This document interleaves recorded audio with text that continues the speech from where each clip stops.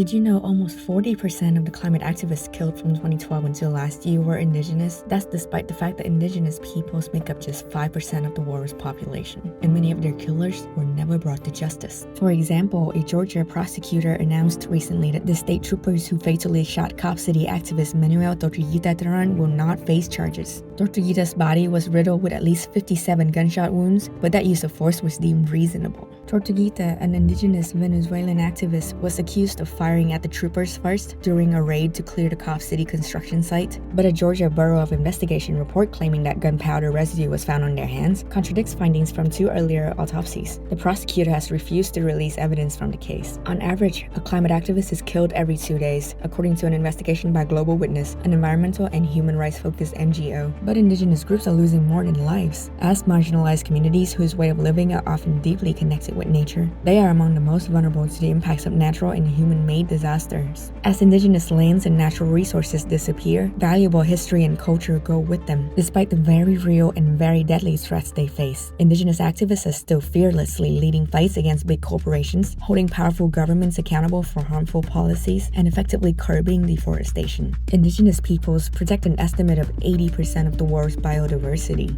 It's time to share the burden of their battles and demand more justice for their sacrifices.